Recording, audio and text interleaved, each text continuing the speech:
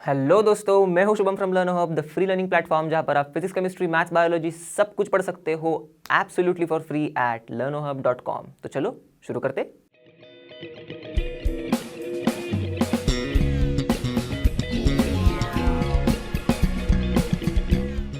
आज हम करने वाले हैं class 12 chemistry chapter 9 coordination compounds के एनसीईआरटी सॉल्यूशंस। और आई होप आपने हमारे सबके फेवरेट रोशनी मैम ने जो वन शॉट वीडियो बनाया है कोऑर्डिनेशन कंपाउंड्स के ऊपर वो ज़रूर देखा होगा और आपके कॉन्सेप्ट्स क्रिस्टल क्लियर कर दिए होंगे। अगर नहीं भी देखा होगा तो कोई बात नहीं, अब जाके देख सकते हो अब, या फिर आपके अगर कॉन्सेप्ट्स पहले से ही बहुत अच्छे से स्ट्रांग है तो चलो सॉल्व करते आगे के क्वेश्चन नंबर 6 से लेकर क्वेश्चन नंबर 13 तक। इसके प्रीवियस वाले क्वेश्चन हम लोग ने पिछले वीडियो में किए थे, क्वेश्चन नंबर 1 से लेकर क्वेश्चन नंबर 5 तक के। तो चलो लेट्स रॉक।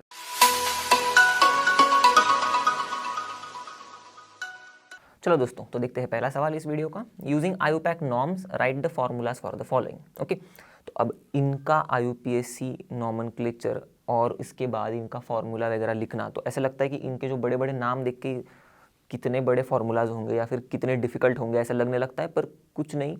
जैसे कि हम लोग ने ऑर्गेनिक केमिस्ट्री में नॉमेनक्लेचर पढ़ा है, उनमें तो बहुत सारे रूल्स देखे हम लोग ने, इनमें तो काफ़ी कम रूल्स है। बस बड़े बड़े नामों से डरना नहीं है, फटक से हो जाएगा इनका आईयूपीएसी फार्मूला भी। अगर हम लोग को कुछ बेसिक टर्म्स पता होंगे तो मैं ये बेसिक बता देता हूँ कि कैसे आईयूपीएसी नॉमेनक्लेचर के हिसाब से हम लोग इनका फार्मूला लिख सकते हैं। तो सबसे पहले क्या करना है, बस मेटल का नाम मतलब मेटल लिखना है। ओके, फिर लिगैंड लिखना है। ओके, एक से ज़्यादा लिगैंड होंगे तो अल्फ़ाबेटिकल ऑर्डर में उनको अरेंज करना है। पॉलीएटॉमिक लिगैंड रहेगा या फिर एब्रीवेटेड लिगैंड रहेगा, जैसे कि इथिलीन डायमीन, इनका एब्रीवेशन ऐसा EN करके लिखा हुआ होता है, तो इनको हम लोग पैरेंथेसिस में डाल देंगे। ओके, ब्रैकेट में डाल देंगे। फिर मेटल लिगैंड हो गए तो इनको कोऑर्डिनेशन स्फीयर में डाल दो। फिर बाद में इनका चार्जेस देखो बैलेंस करके, अंदर कितने हम लोग को मेटल का चार्ज दिया है, कितना होगा चार्ज लिगैंड का, और इस हिसाब से हम लोग अगर अगर चार्ज रहेगा तो हम लोग चार्ज देंगे कुछ ऐसे n प्लस या फिर माइनस में, मतलब पहले नंबर लिखेंगे फिर प्लस चार्ज है या माइनस चार्ज है वो लिखेंगे। ओके, प्लस n ऐसे नहीं लिखेंगे, मतलब +1 नहीं लिखेंगे, 1 प्लस लिखेंगे कुछ ऐसे चार्ज को। अब काउंटर आयन प्रेजेंट होगा तो ऐसे चार्ज लिखने की ज़रूरत ही नहीं। क्या करना है, काउंटर आयन प्रेजेंट होगा तो अगर समझो कटायन होगा काउंटर आयन, तो उसको हम लोग पहले लिख देंगे कोऑर्डिनेशन स्फीयर के, और उसका जो नंबर रहेगा वो हम लोग चार्ज से बैलेंस कर देंगे। अगर अनायन रहेगा तो हम लोग कोऑर्डिनेशन स्फीयर के बाद लिख देंगे, चार्ज से बैलेंस कर देंगे। कितने अनायन लेने हैं वो हम लोग चार्ज के हिसाब से डिपेंड करेगा, मतलब हम लोग चार्ज से बैलेंस करेंगे कि कितने नंबर ऑफ अनायंस हमें लेने हैं। बस सिंपल। अब देखते हैं करके तो और अच्छे से समझ में आएगा। चलो, टेट्रा हाइड्रोक्सीडो जिंकेट, पहले क्या उठाना है, मेटल, चलो उठा लिया, जिंक, इसमें मेटल तो जिंक ही है देखो। ओके, फिर सेंट्रल मेटल को उठा लिया, उसके बाद अभी लिगैंड्स देखेंगे। तो टेट्रा हाइड्रोक्सीडो, तो इसमें हाइड्रोक्साइड इसको उठाना है, देखो ये है हमारा लिगैंड, तो पॉलीएटॉमिक है इसलिए पैरेंथेसिस में डाल दिया। कितने हैं, टेट्रा, तो 4 है।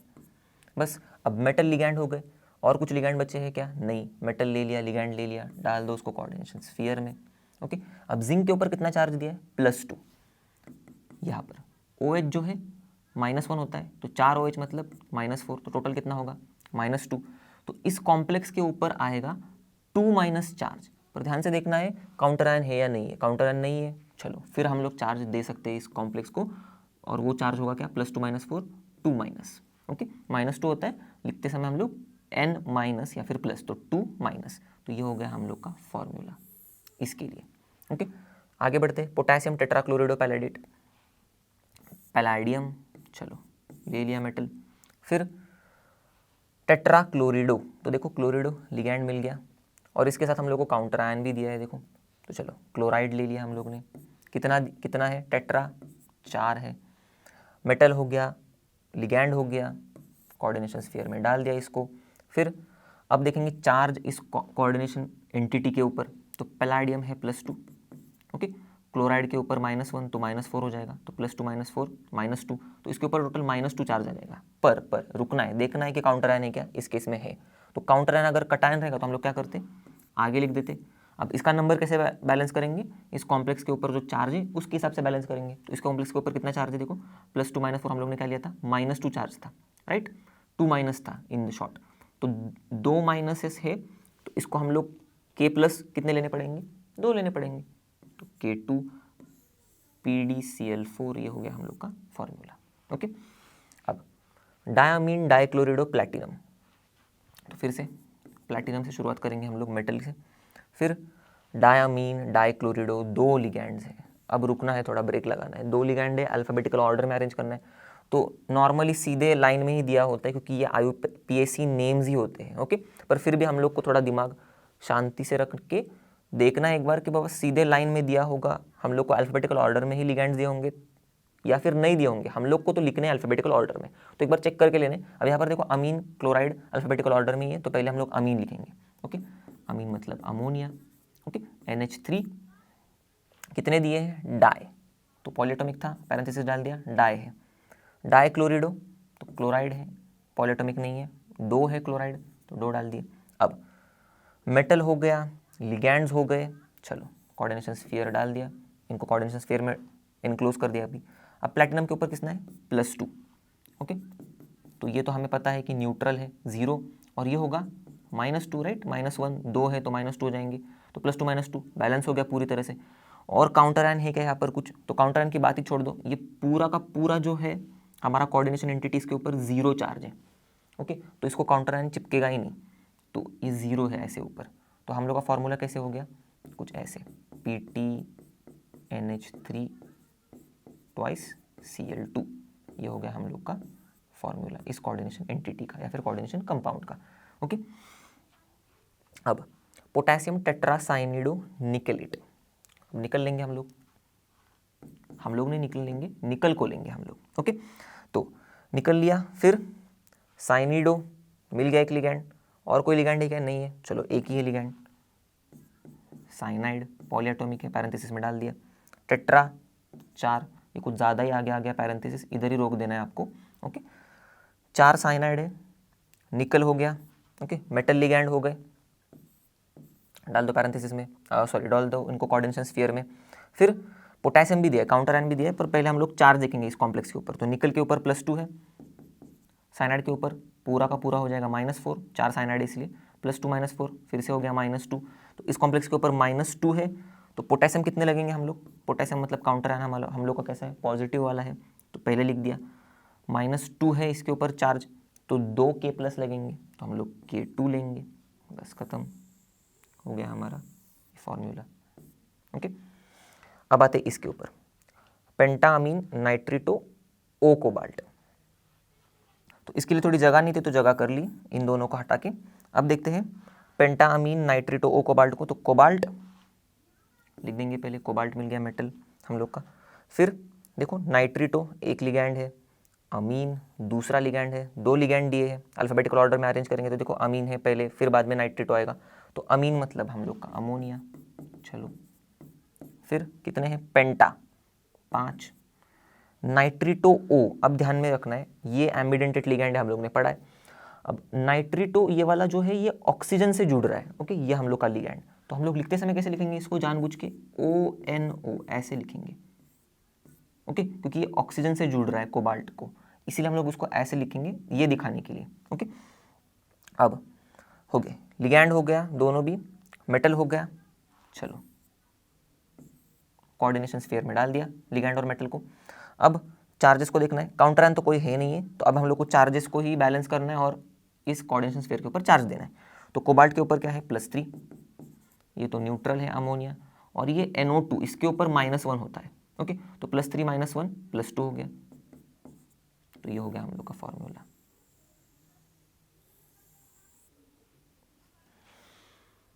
चलो अब देखते हैं नेक्स्ट, हेक्सामीन कोबाल्ट 3 सल्फेट। चलो मेटल को पकड़ा दिया कोबाल्ट, फिर लिगैंड को ढूंढो, हेक्सामीन तो अमोनिया है, एक ही लिगैंड है, अमीन लिख दिया, हेक्सा 6, मेटल लिगैंड हो गए खत्म, मेटल लिगैंड, तो उसको डाल दिया हम लोग ने कोऑर्डिनेशन स्फीयर में। फिर कोबाल्ट 3+ है, ओके। और यहाँ पर देखो सल्फेट भी दिया है, काउंटर आयन भी दिया है, तो ये तो जाएगा बाद में, ओके, पहले लिख दिया हम लोग ने। अब इसके ऊपर जो चार्ज होगा ये सल्फेट की वजह से बैलेंस हो जाएगा, तो इसके ऊपर चार्ज कितना है देखेंगे, तो कोबाल्ट के ऊपर +3 दिया है, ये तो न्यूट्रल होता है, तो कोबाल्ट के ऊपर +3, ये न्यूट्रल मतलब पूरा कॉम्प्लेक्स के ऊपर, ये जो हमारा कॉम्प्लेक्स है इसके ऊपर +3 है, ओके, मतलब 3+ है। अब इसके ऊपर 3+, इसके ऊपर 2- होता है, राइट। तो हम लोग को कितने ये आयंस लगेंगे, और और ये 2 लगेंगे और ये और हम लोग को 3 लगेंगे ताकि ये इलेक्ट्रिकली न्यूट्रल हो जाए, राइट। तो हम लोग क्या करेंगे, अभी इसको छोड़ दो, इसको भूल जाओ, अभी ये जो मैंने ऊपर लिखा है वो, ओके, ये भूल जाओ। अब कितने लगेंगे हम लोग ने देखा था 2, चलो 2 लिख दिया यहाँ पर। सल्फेट कितने लगेंगे 3 लिख दिया यहाँ पर, हो गया। आयोनिक कंपाउंड जैसे बैलेंस कर देना इसको भी, ओके। अब आगे बढ़ते हैं, पोटेशियम ट्राइऑक्जेलेटो क्रोमेट, चलो क्रोमियम, फिर ऑक्जेलेटो, और कौन सा है लिगैंड, कोई भी नहीं, तो ऑक्जेलेटो C2O4 होता है, ओके। कितना है ट्राइऑक्जेलेटो, 3 ले लिए, मेटल लिगैंड हो गए, कोऑर्डिनेशन स्फीयर में डाल दिया। पोटेशियम, अब ये काउंटर आयन है पॉजिटिव वाला, आगे लिखेंगे हम लोग क्रोमेट 3, ओके। अब इसका अगर +3 रहेगा, इसको हम लोग को पता है इसका एक का रहता है -2, तो 3 का हो जाएगा कितना -6, राइट। तो +3 -6 -3 हो जाएगा, तो इस पूरे कॉम्प्लेक्स के ऊपर -3 चार्ज है, तो कितने पोटेशियम आयन लगेंगे, 3 पोटेशियम आयन लिख दिया, तो 3 पोटेशियम मतलब K3, ये हो गया फॉर्मूला इसका, ओके। अब आते हैं इसके ऊपर, हेक्साअमीन प्लैटिनम 4, चलो प्लैटिनम, फिर लिगैंड है हमारा अमीन, पॉली एटॉमिक है इसलिए पैरेंथेसिस के अंदर, कितना है हेक्सा 6, राइट। मेटल हो गया, लिगैंड हो गया, डाल दिया कोऑर्डिनेशन स्फीयर में, काउंटर आयन नहीं है तो इसके ऊपर अभी चार्ज आ जाएगा, तो कितना चार्ज आएगा इसके ऊपर डिपेंड करेगा, प्लैटिनम 4, तो ये तो मतलब देखो प्लैटिनम के ऊपर +4, ये तो न्यूट्रल मतलब 0, राइट। तो पूरे कॉम्प्लेक्स के ऊपर चार्ज आएगा 4+, ओके, N+ या फिर N- ऐसे होता है, तो 4+ आ जाएगा, ओके। तो ये हो गया हम लोग का इसका फॉर्मूला। अब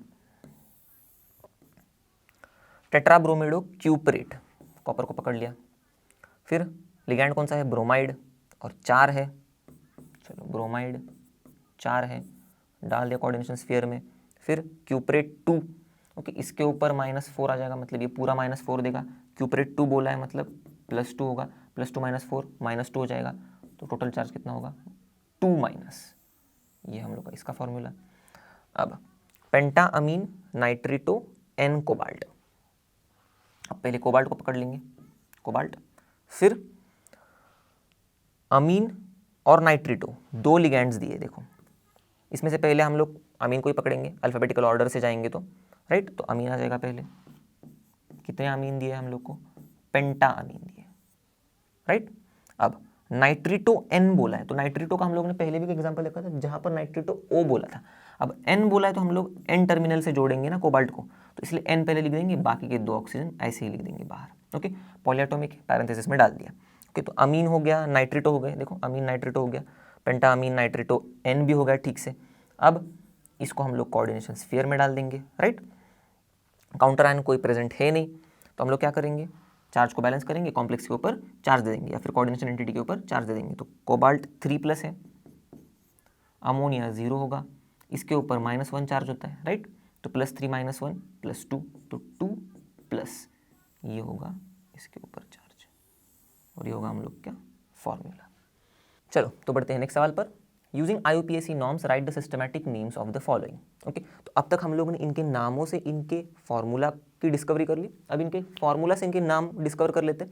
अब उसके लिए फटाक से एकदम रिकैप देख लेते कि कैसे इनके नाम हमें निकालने, IUPAC के रूल्स क्या है, उनमें फटाफट देख लेते, तो मतलब आपको एकदम क्लियरली समझ में आ जाएगा। तो सबसे पहले नामकरण करते समय हमें देखना है कि ये जो हमें कोऑर्डिनेशन कंपाउंड्स दिए हुए हैं, इनमें कटायोनिक स्पीशीज और अनायोनिक स्पीशीज कौन सी है, ओके। तो नाम देते समय हमेशा सबसे पहले कटायोनिक स्पीशीज का नाम देना है, ओके। चलो तो कटायोनिक स्पीशीज जो भी हो, कॉम्प्लेक्स आयन हो या फिर काउंटर आयन हो, मैं ऐसे लिख रहा हूँ इसे, ओके। इसका नामकरण होने के बाद ही आएगा अनायोनिक स्पीशीज का नाम, ओके। तो अनायोनिक स्पीशीज अभी हमारी कॉम्प्लेक्स आयन हो या फिर काउंटर आयन हो, ओके। तो हम लोग देखेंगे, हम लोग जब नामकरण करेंगे तो ऑटोमेटिक समझ में आ जाएगा आपको कैसे कर रहे हैं हम लोग, ओके। तो अगर समझो कटायोनिक स्पीशीज हमारा कॉम्प्लेक्स है या फिर अनायोनिक स्पीशीज हमारा कॉम्प्लेक्स है, तो उसका नाम भी देना पड़ेगा। अब काउंटर आयन है तो उनके नॉर्मली नाम होंगे, कटायन अगर काउंटर आयन देगा तो नॉर्मली हम लोग एलिमेंट का जो नाम होता है वही लगा देंगे। जैसे कि समझो पोटेशियम हमारा काउंटर आयन है तो हम लोग पोटेशियम लिख देंगे। अनायन अगर हमारा काउंटर आयन है तो हम लोग अनायन का वो जो भी समझो क्लोरीन है तो क्लोराइड हो जाएगा वो, ऐसे, ओके। SO4 है तो सल्फेट हो जाएगा, सिंपल। इनका नाम कुछ अलग नहीं, इनका नाम जैसे हम लोग लिखते हैं वैसे ही लिखना है, बस इनके नाम के बारे में अभी हम लोग को सीखना है कि कैसे कॉम्प्लेक्सेस के नाम हमें लिखने हैं। तो कॉम्प्लेक्स में पहले शुरुआत करनी है लिगैंड से, उल्टा जाना है। फॉर्मूला लिखते समय हम लोग पहले मेटल से शुरुआत करते थे, अब उल्टा करना है, अब लिगैंड से शुरुआत करनी है। लिगैंड अगर एक से ज़्यादा होंगे तो सेम अल्फ़ाबेटिकल ऑर्डर में जाना है। अगर लिगैंड अभी तो दो टाइप के होंगे, अनायोनिक या फिर कटायोनिक, ओके, और हम लोग न्यूट्रल भी कंसिडर कर रहे हैं हम लोग, ओके राइट, क्योंकि न्यूट्रल लिगैंड्स भी होते ही है। तो अनायोनिक रहेंगे ना तो इनके नाम एंड होंगे विथ ओ, जैसे कि क्लोराइड है तो क्लोरिडो। कटायोनिक या फिर न्यूट्रल होंगे तो इनके नाम जैसे है वैसे ही सेम ही रहेंगे। कुछ एक्सेप्शन है इनमें, वो भी देख लेते हैं। वो है H2O को हम लोग एक्वा बोलते हैं, बाकी सब सेम रहेंगे, ओके। ये एक्सेप्शंस देख लो एक बार। अमोनिया को अमाइन बोलेंगे हम लोग, मतलब अमीन बोलेंगे, सॉरी, अमोनिया को अमीन बोलेंगे, अमाइन नहीं, ओके।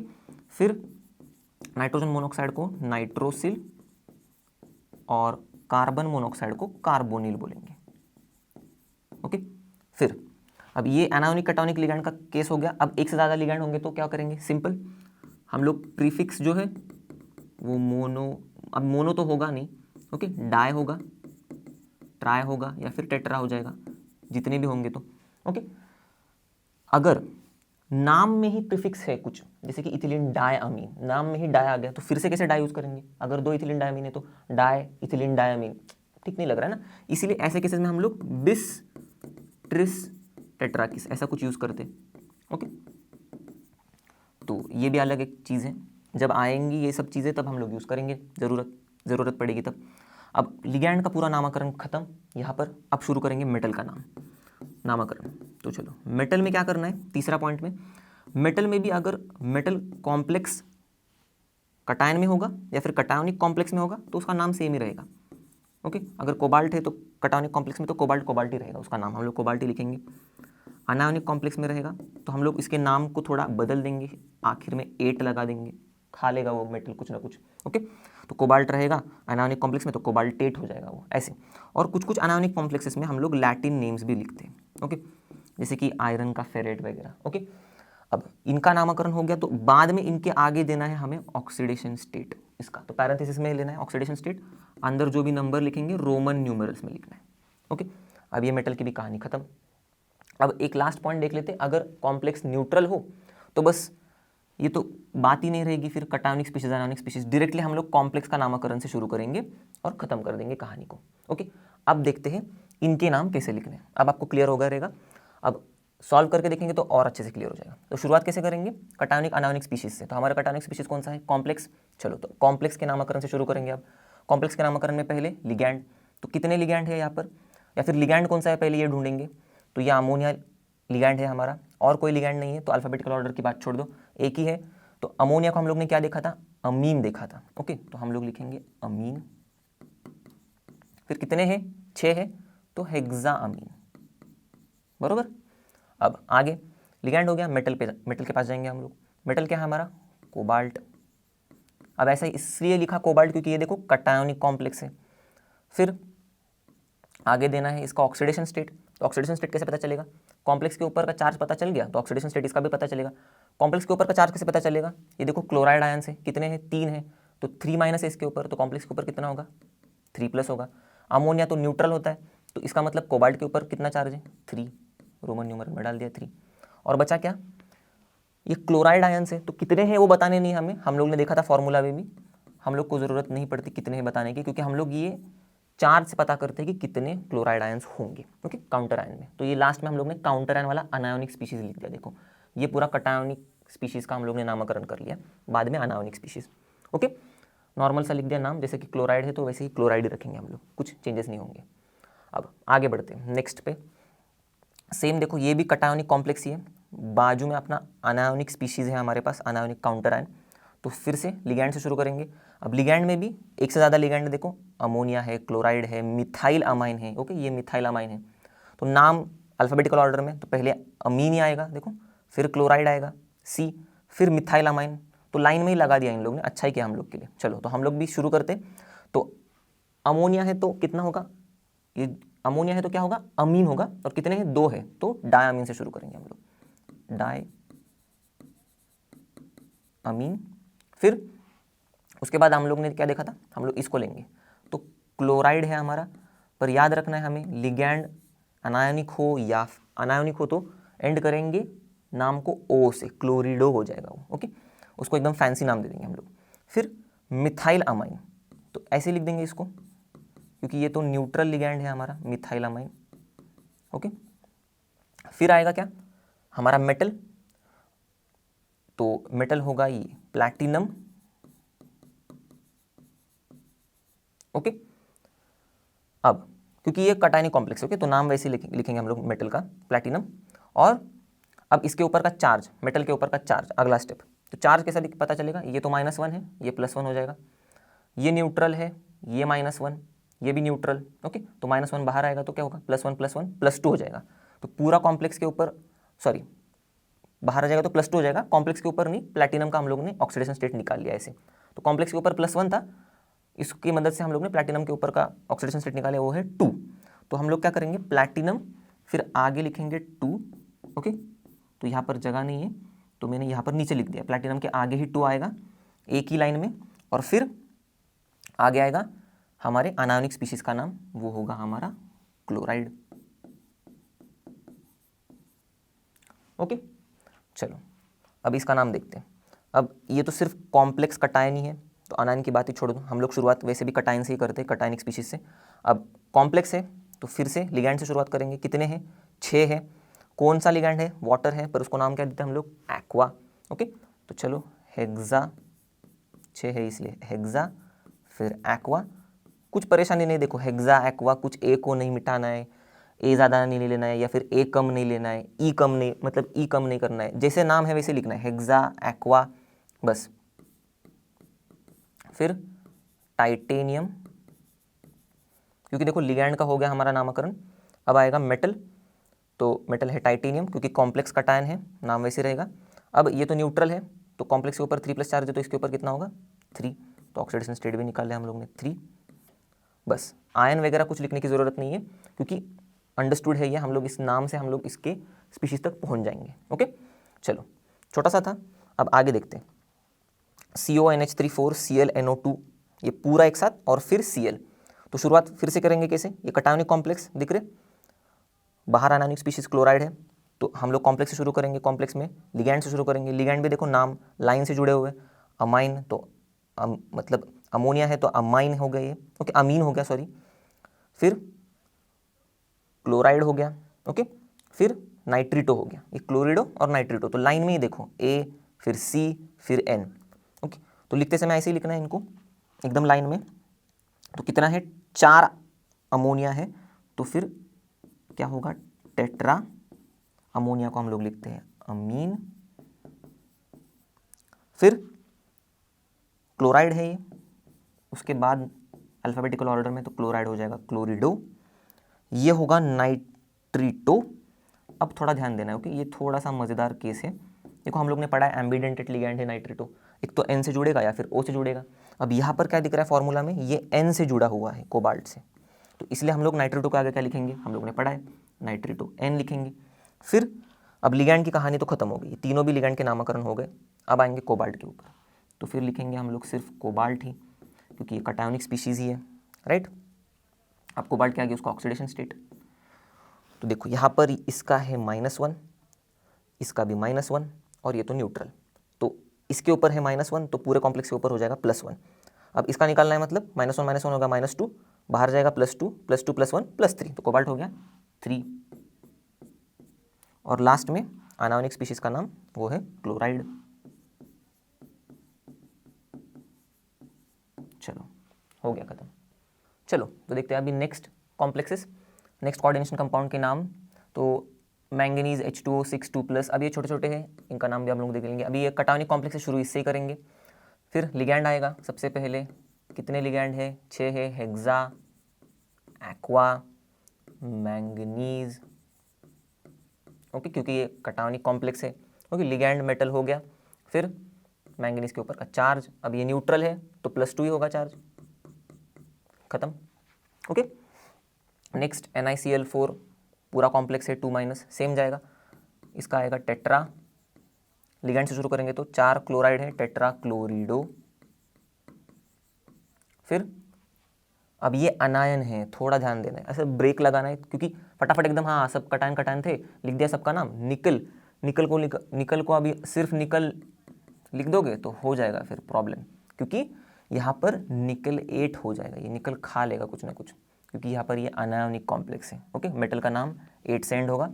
और उसके बाद फिर हम लोग अभी इसका हम लोग इसका ऑक्सीडेशन नंबर देखेंगे। तो ये -4 बाहर जाएगा तो क्या होगा +4, तो -2 + 4 होता है +2, तो निकल का ऑक्सीडेशन स्टेट +2।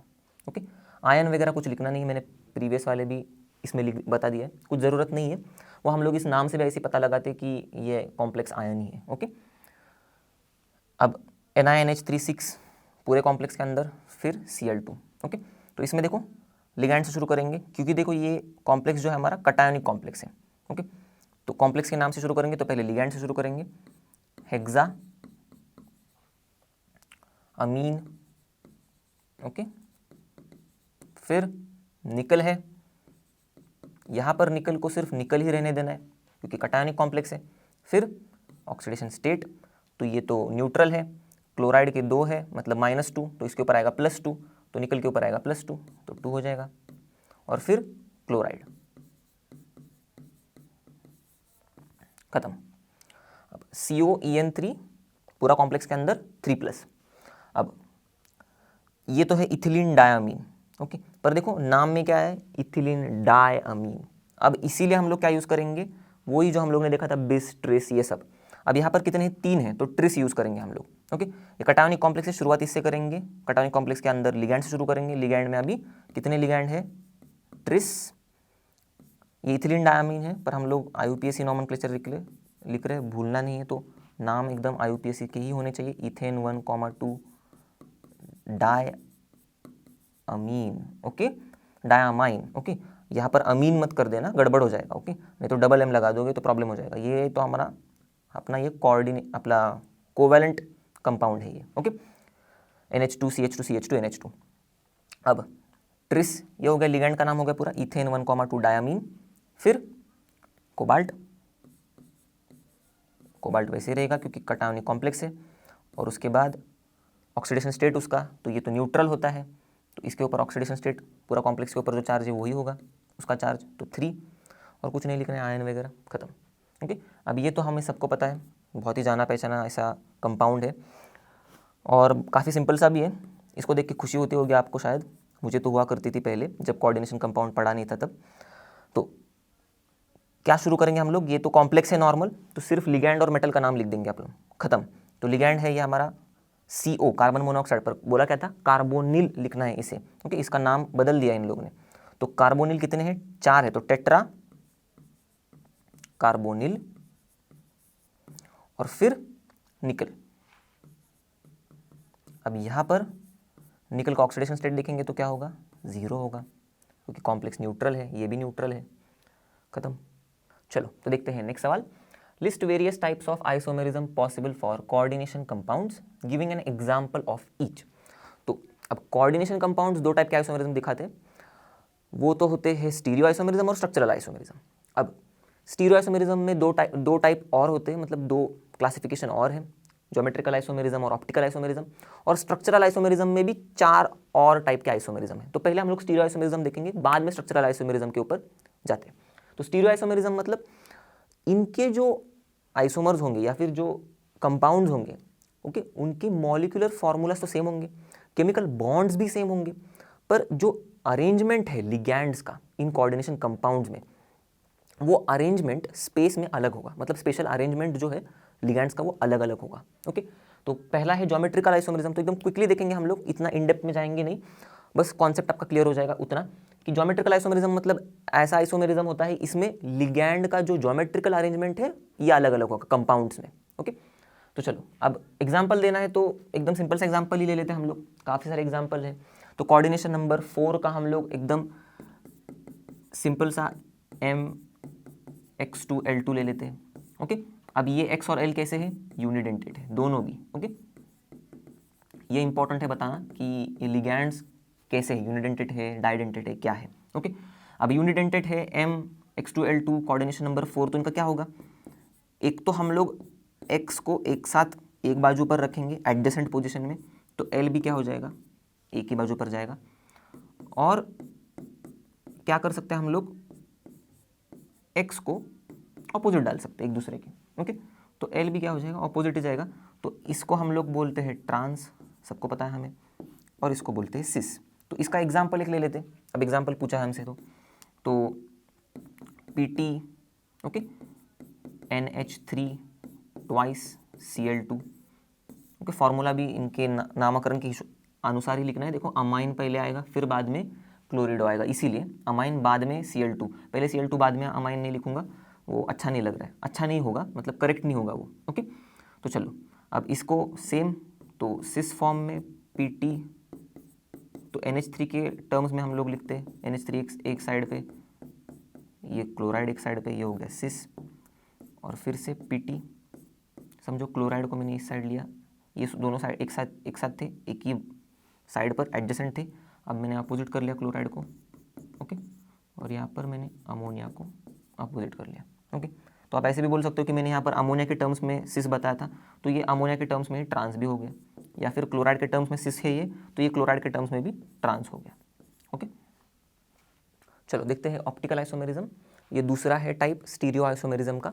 अब इसमें क्या होता है, ये ऐसे ऑप्टिकल आइसोमरिज्म दिखाएंगे, वो तो जाहिर सी बात है। और ऑप्टिकल आइसोमर्स क्या होते हैं, ऐसे स्टीरियो आइसोमर्स, ओके, जो non super imposable mirror images होंगे एक दूसरे की। Non super imposable mirror images मतलब देखते हैं हम लोग एग्जाम्पल की मदद से समझ में आएगा, ओके। तो इसका एग्जाम्पल भी देखना है हमें, तो हम लोग कोऑर्डिनेशन नंबर 6 लेते हैं, और कोऑर्डिनेशन नंबर 6 वाला मेटल का कॉम्प्लेक्स देखते हैं, जिसमें डाइडेंटेट लिगैंड ले लेते हैं हम लोग। काफ़ी ईजी सा एग्जाम्पल ले लेते हैं ताकि अच्छे से समझ में आएगा। तो ये एग्जाम्पल में हम लोग कोबाल्ट और इथिलीन डायमीन का कॉम्प्लेक्स लेंगे, इथिलीन डायमीन 3 लेंगे, और इसके ऊपर 3+ चार्ज आएगा। तो बनाएंगे कैसे इसका स्ट्रक्चर, देखो ऐसे कुछ, ओके। तो यहाँ पर इथिलीन डायमीन ऐसे जुड़ेगा, नीचे कुछ ऐसे जुड़ जाएगा, और साइड में ऐसे जुड़ेगा, ओके। तो ये कुछ ऐसा विजुअलाइज करना है हमें, ये एक प्लेन में है बॉन्ड्स सारे, ये प्लेन के ऊपर जा रहा है, ये प्लेन के नीचे आ रहा है। तो एक प्लेन के ऊपर जाने वाला बॉन्ड हमारे टेबल के इस कॉर्नर के साथ जुड़ेगा, एक प्लेन के नीचे जाने वाला बॉन्ड हमारे टेबल के इस कॉर्नर के साथ जुड़ेगा, ओके, ऐसे आगे, ओके। ये ऊपर से पीछे जा रहा है, और ये ऐसे जा रहा है साइड में, ओके। अब इसके ऊपर चार्ज है 3+। अब देखेंगे इसका ऑप्टिकल आइसोमर, तो इसी को उल्टा कर देना है हमें बस। तो कैसा होगा इसका उल्टा, ओके। ये इथिलीन डायमीन ये साइड पे, ये साइड लेके आएंगे हम लोग, ये यहाँ पर इथिलीन डायमीन, ये यहाँ पर बॉन्ड बनाएगा। अब कि मिरर इमेज देख रहे हैं हम लोग, मिरर में देख रहे हैं तो ऐसे दिखेगा हमें, और ये साइड पे लेके आएंगे तो कुछ ऐसा मिरर इमेज हमें मिल जाएगा। और ये दोनों भी मिरर इमेजेस जो होंगे नॉन सुपर इम्पोजिबल होंगे, मतलब हम इस मॉलिक्यूल को इसके ऊपर लेके आ गए तो क्या होगा, दोनों एक दूसरे को रिजेंबल नहीं करेंगे, ओके। जैसे कि ऐसा हो रहा है रिजेंबल, ओके, ये कुछ ऐसे हो जाएगा, राइट, तो रिजेंबल नहीं होगा, ओके। तो ये इथिलीन डायमीन का मॉलिक्यूल यहाँ पर देखो, ये यहाँ पर आ जाएगा, ऐसे लेके आएंगे हम लोग तो ये यहाँ पर दिख जाएगा हमें, ओके। ये वाला यहाँ पर दिख जाएगा हमें, ये वाला हमें यहाँ पर दिख जाएगा ऐसे, तो रिजेंबल नहीं हो रही, इसलिए non super imposable mirror images है। और ये एग्जाम्पल है हमारे ऑप्टिकल आइसोमेरिज्म का। चलो तो हम लोग ने एकदम स्टीरियो आइसोमेरिज्म देख लिया एकदम फटाक से, ओके, इनके एग्जाम्पल के साथ हम लोग को जो पूछा था क्वेश्चन में। अब हम लोग स्ट्रक्चरल आइसोमेरिज्म देखते हैं एकदम फटाफट उनके एग्जाम्पल के साथ। तो स्ट्रक्चरल आइसोमेरिज्म मतलब ऐसे आइसोमर्स जो स्ट्रक्चरल आइसोमेरिज्म शो कर रहे हैं, और ये आइसोमर्स कैसे होंगे, तो इनमें जो केमिकल फार्मूला होगा या फिर ये जो कंपाउंड्स होंगे, ओके, इनका जो मॉलिक्यूलर फार्मूला है वो सेम होगा, पर इनके जो केमिकल बॉन्ड्स है वो ही अलग होंगे, ओके। तो अब सारे स्ट्रक्चरल आइसोमेरिज्म के हम लोग टाइप देखेंगे, और लास्ट में हम लोग इसी रिजल्ट पर आएंगे कि यार केमिकल बॉन्ड ही बदल गया इन कंपाउंड्स में, ओके। तो चलो फटाफट देख लेते हैं। सबसे पहला है लिंकेज आइसोमेरिज्म। तो नाम से पता चलेगा, देखो लिंकेज मतलब लिंक में कुछ ना कुछ गड़बड़ है, केमिकल बॉन्ड में गड़बड़ है हमें पता है। अब केमिकल बॉन्ड में ऐसी गड़बड़ है कि कोई तो जो लिंक कर रहा है ना वो गड़बड़ कर रहा है। अब हमें पता है लिंक कौन करता है, लिगैंड करते हैं लिंक, मेटल को लिगैंड जोड़ते हैं, मतलब जुड़ जाते हैं मेटल से। तो ऐसा कौन सा अतरंगी लिगैंड है जो कुछ ना कुछ गड़बड़ कर देता है, या फिर उसके पास थोड़ा सा अलग कैरेक्टरिस्टिक बिहेवियर है, एम्बिडेंटेट लिगैंड्स, राइट, क्योंकि इनके पास दो अलग अलग डोनर एटम्स है, पर ये भाई खुद की मर्जी से जिस डोनर एटम से चाहे उस डोनर एटम से बॉन्ड बना सकते। तो यही कुछ गड़बड़ कर देते। ये क्या कर देते, एक कंपाउंड में इनके एक डोनर एटम से बॉन्ड बना लेते और दूसरे कंपाउंड में, ओके, जो उसका ही आइसोमर होगा उसमें ये दूसरे डोनर एटम से बॉन्ड बना लेते। अब ये थोड़ा खिचड़ी हो गया रहेगा शायद, तो एग्जाम्पल देखेंगे तो क्लियर हो जाएगा। देखो यहाँ पर कोबाल्ट है, अमोनिया है और नाइट्रिटो है। तो नाइट्रिटो एकदम क्लिक हो जाएगा आपको, एम्बिडेंटेड लिगैंड है। यहाँ पर भी देखो कोबाल्ट, अमाइन और ये भी नाइट्रिटो लिगैंड है, ओके, अमोनिया है सॉरी, और ये नाइट्रिटो लिगैंड है। पर फर्क देखो, यहाँ पर ये नाइट्रिटो लिगैंड नाइट्रोजन से कोऑर्डिनेट बना रहा है, कोऑर्डिनेट बॉन्ड बना रहा है कोबाल्ट के साथ। यहाँ पर ये नाइट्रिटो जो लिगैंड है ये ऑक्सीजन से बना रहा है कोऑर्डिनेट बॉन्ड कोबाल्ट के साथ। यही फर्क है इन दोनों के बीच में। इसीलिए इनका मॉलिक्यूलर फॉर्मूला देखोगे तो एकदम सेम ही रहेगा, क्योंकि कोबाल्ट, अमोनिया, नाइट्रिटो ग्रुप, क्लोराइड जो है सेम ही है। इसमें भी कोबाल्ट 5 अमोनिया, नाइट्रिटो ग्रुप 2 क्लोराइड है, मतलब 2 क्लोरीन है, सब सेम है, बस केमिकल बॉन्ड ही अलग है। यहाँ पर कोबाल्ट नाइट्रोजन है बॉन्ड और यहाँ पर कोबाल्ट ऑक्सीजन का बॉन्ड बन रहा है कोऑर्डिनेट में। तो इसीलिए ये हम इन्हें लिंकेज आइसोमेरिज्म में इनका एग्जाम्पल देख रहे हैं, और ये लिंकेज आइसोमर्स है एक दूसरे के, ओके। चलो अब कोऑर्डिनेशन आइसोमेरिज्म देखते हैं। नाम में देखो कोऑर्डिनेशन आइसोमेरिज्म, मतलब ये कुछ कोऑर्डिनेशन कंपाउंड्स जो होंगे ना, ऐसे कोऑर्डिनेशन कंपाउंड्स जिनमें दोनों भी कटायोनिक कोऑर्डिनेशन एंटिटी और अनायोनिक कोऑर्डिनेशन एंटिटी प्रेजेंट होगी, ओके। कोऑर्डिनेशन एंटिटी में होगी अनायनिक, अनायंस और कटायंस दोनों भी, और इन दोनों कोऑर्डिनेशन एंटिटीज में अलग अलग मेटल आयंस होंगे, ओके। यहाँ पर भी देख रहे हो जैसे आप कोबाल्ट और क्रोमियम है, अलग अलग मेटल आयंस है, और ये इनके लिगैंड से जुड़े होंगे, ओके। ये कुछ पर्टिकुलर लिगैंड से जुड़े होंगे। अब होगा क्या, इन लिगैंड की अदला बदली, फेरबदल हो जाएगा। तो अदला बदली होने के बाद कंपाउंड कुछ अलग हो जाएगा। देखो यहाँ पर एग्जाम्पल में कोबाल्ट NH3 है और क्रोमियम साइनाइड 6 है। तो कोबाल्ट के पास जाएगा साइनाइड, देखो कोबाल्ट के पास जा रहा है साइनाइड, और क्रोमियम के पास जा रहा है अमोनिया, ओके। तो अब ध्यान से देखोगे तो सभी ये पूरे कोऑर्डिनेशन कंपाउंड में ये वाले और ये वाले मॉलिक्यूलर फॉर्मूला तो आपको सेम ही दिखेगा, एक ही कोबाल्ट है, एक ही क्रोमियम है, ओके। अमोनिया 6 है, साइनाइड 6 है, सेम इसमें भी कोबाल्ट 1, क्रोमियम 1, अमोनिया 6, साइनाइड 6, पर बॉन्डिंग अलग हो गई। कोबाल्ट के साथ यहाँ पर नाइट्रोजन का बॉन्ड है, मतलब कोबाल्ट नाइट्रोजन के बीच में कोऑर्डिनेट बॉन्ड है। यहाँ पर क्रोमियम और कार्बन के बीच में कोऑर्डिनेट बॉन्ड है। यहाँ पर देखो क्रोमियम और नाइट्रोजन के बीच में कोऑर्डिनेट बॉन्ड बन रहा है, अलग हो रहा है देखो, और यहाँ पर कोबाल्ट और कार्बन के बीच में कोऑर्डिनेट बॉन्ड बन रहा है। तो ये पूरा का पूरा केमिकल बॉन्ड ही अलग अलग हो रहा है इन दोनों कंपाउंड में, ओके। इसीलिए ये स्ट्रक्चरल आइसोमेरिज्म में आ रहे हैं और कोऑर्डिनेशन आइसोमेरिज्म में आ रहे हैं, ओके। और एक बात इंपॉर्टेंट देखो कि यहाँ पर अब आप जब इनको इंटरचेंज कर दोगे तो गलती से भी ऐसा मत लिख देना कि CONH3 है तो फिर CO साइनाइड 6 हो जाएगा, और आप इसको कटायोनिक एंटिटी करके लिख दोगे और अनायनिक एंटिटी ऐसे कुछ लिख दोगे कि क्रोमियम अमोनिया 6, गड़बड़ हो जाएगा पूरा का पूरा। देखो क्यों, यहाँ पर इसका +3 ऑक्सीडेशन स्टेट है, इसका -6 हो जाएगा, टोटल चार्ज कितना आएगा इसके ऊपर, -3 आएगा, ओके। ये यहाँ पर क्या होगा, ये यहाँ पर +3 है, ये तो पूरा न्यूट्रल है, तो पूरा कॉम्प्लेक्स के ऊपर चार्ज कितना आएगा, +3 आएगा। अब ये हमारा कटायोनिक स्पीशीज़ है, देखा, ये अनायोनिक स्पीशीज़ है, गड़बड़ हो जाएगा ना, हम लोग कटायोनिक स्पीशीज़ पहले लिख देते हैं हमेशा, तो ऐसा ही लिखना है इसे।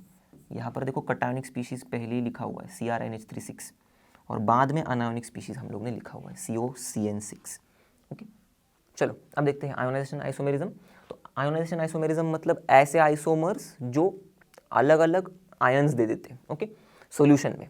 तो यहाँ पर ये अगर सॉल्यूशन में गया तो क्या होगा, ये कुछ ऐसे टूटेगा, देखो यहाँ पर मैं लिख देता हूँ प्लस और Br माइनस में, ये पूरा कॉम्प्लेक्स ऐसे प्लस आ जाएगा और Br माइनस, यहाँ पर ये पूरा कॉम्प्लेक्स के ऊपर चार्ज आएगा 2+ और ये SO4 क्या ऊपर आएगा SO4 2-, ओके। तो अब हो क्या रहा है, देखो पूरा का पूरा मॉलिक्यूलर फॉर्मूला दोनों भी कोऑर्डिनेशन कंपाउंड का एकदम डिट्टो सेम है। फर्क क्या है, देखो at the end of the day मतलब एट द एंड हम लोग ने क्या देखा था, फर्क यही होगा कि यहाँ पर कोबाल्ट और सल्फेट आयन के बीच में कोऑर्डिनेट बॉन्ड है, यहाँ पर कोबाल्ट और ब्रोमाइड आयन के बीच में कोऑर्डिनेट बॉन्ड है, बस अलग केमिकल बॉन्ड्स हो गए, ओके।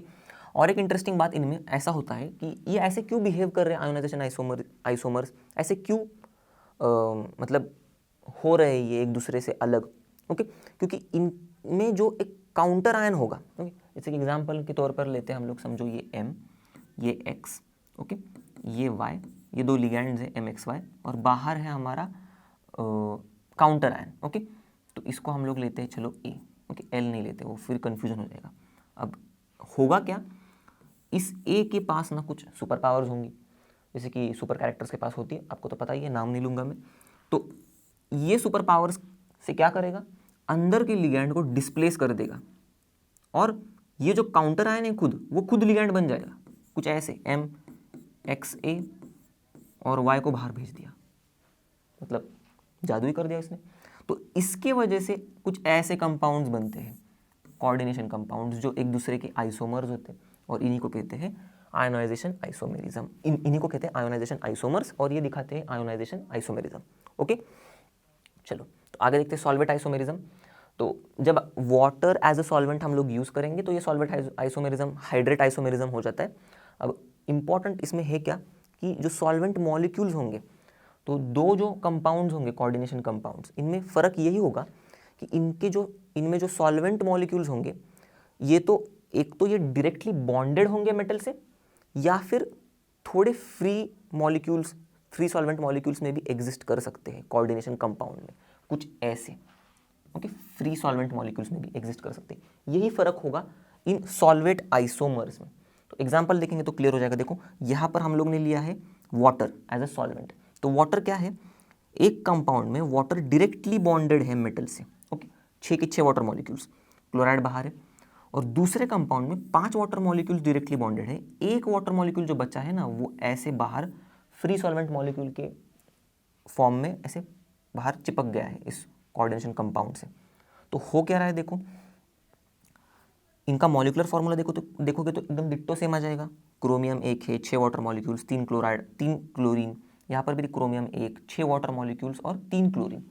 पर केमिकल बॉन्डिंग देखो इनकी, क्रोमियम के सारे कोऑर्डिनेट बॉन्ड्स वाटर के ऑक्सीजन के साथ हो रहे हैं, देखो, ओके।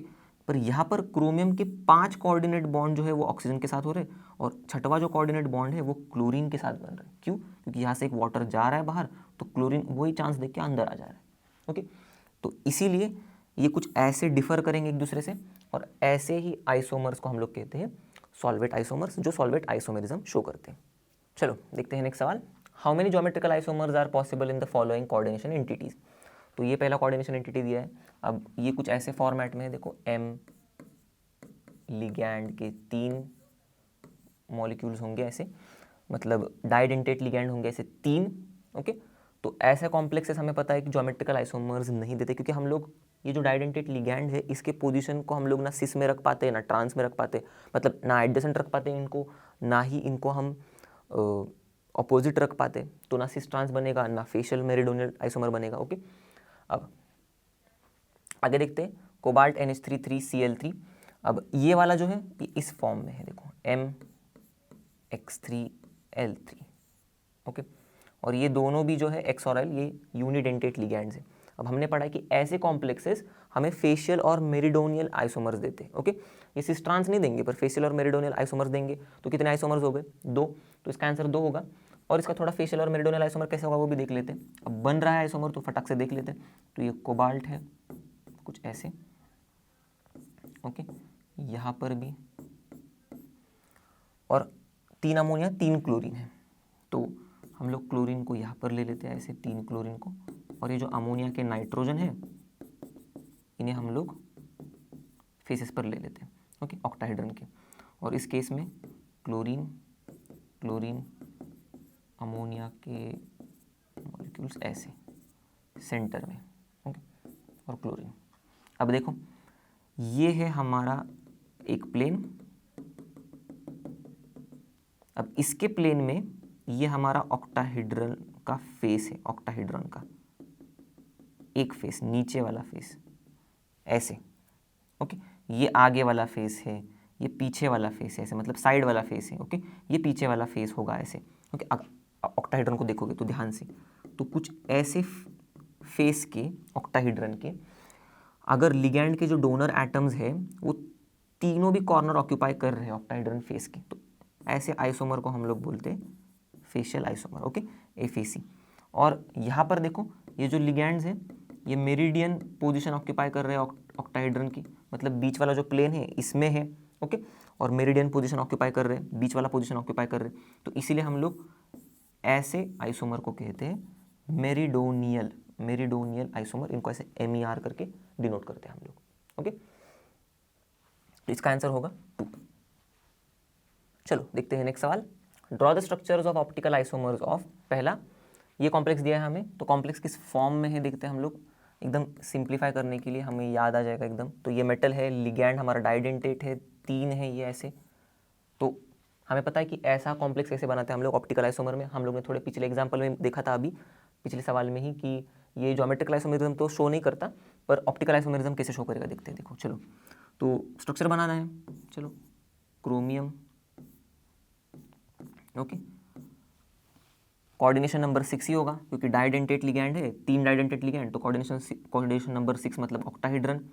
अब ऑक्टाहेड्रन में हम लोग क्या करेंगे, ये तो एक ही प्लेन में होगा पूरा, ओके, ये 4 बॉन्ड्स जो है, अब ऊपर से इथिलीन डायमीन इस बॉन्ड, इसके साथ बॉन्ड बनेगा, यहाँ से इथिलीन डायमीन ऐसे जुड़ेगा और यहाँ से इथिलीन डायमीन ऐसे जुड़ेगा, ओके। अब चार्ज कितना है पूरे कॉम्प्लेक्स के ऊपर वो भूलना नहीं है हमें, जब हम लोग आइसोमर ड्रॉ करेंगे तब 3-। अब इसी का हम लोग क्या करेंगे, मिरर इमेज बनाने वाले, तो हो जाएगा इसी का ऑप्टिकल आइसोमर, ओके। अब ऑप्टिकल आइसोमर बनेगा भी देखो इसका, क्योंकि देखो ये इथिलीन डायमीन वाला जो है पार्ट ये साइड आ जाएगा, ये वाला ये साइड जाएगा, ये वाला ये साइड जाएगा, ऐसे कुछ, तो देखो तो नॉन सुपर इम्पोजिबल हो जाएंगे एक दूसरे के साथ, ओके। तो ये इथिलीन डायमीन वाला पार्ट ये साइड गया, ये वाला ये साइड आ जाएगा, ओके, और ये वाला जो है ये साइड आ जाएगा। तो देखो ये एक ही प्लेन में है और ऊपर चार्ज। अब ध्यान से देखोगे तो नॉन सुपर इम्पोजिबल भी होगा, इसको अगर इसके ऊपर लेके जाओगे तो क्या होगा, इथिलीन डायमीन तो रिजेंबल, मतलब ये पूरा का पूरा मॉलिक्यूल इसके साथ रिजेंबल तो नहीं करेगा, ओके। चलो अगले कॉम्प्लेक्स का ऑप्टिकल आइसोमर बनाते हैं। तो ये कॉम्प्लेक्स कुछ ऐसे है, मेटल, ओके, यूनिडेंटेट लिगैंड, फिर डाइडेंटेट लिगैंड के 2 डाइडेंटेट लिगैंड लिए हम लोग ने, कुछ ऐसा। तो हम लोग को पता है, हम लोग ने पढ़ा भी है ऐसा कुछ कॉम्प्लेक्स होगा, तो इसका सिर्फ सिस फॉर्म ही हमें ऑप्टिकल आइसोमर देता है, ओके। तो बना के भी देखेंगे, कोई प्रॉब्लम नहीं। क्यों भाई ट्रांस वाला नहीं देता, तो ट्रांस बना के देखते हैं पहले सबसे, ओके। ये प्लैटिनम मैंने बीच में लिया, ओके। अब ट्रांस बना रहे हम लोग, तो क्या कर रहे हैं हम लोग, इन क्लोरीन एटम्स को मैं ऊपर और नीचे ले लिया, ओके, अपोजिट, ओके, इन दोनों को, तो इथिलीन डायमीन तो प्लेन में आ जाएंगे।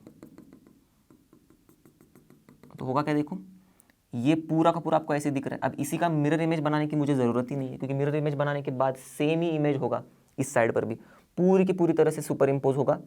तो ये ऑप्टिकल आइसोमर इसीलिए शो नहीं कर रहा है, ये ट्रांस वाला फॉर्म, ओके। बनाते समय इसके ऊपर ये चार्ज भी होगा, थोड़ा सा ब्रैकेट बना दिया, और 2+, ओके।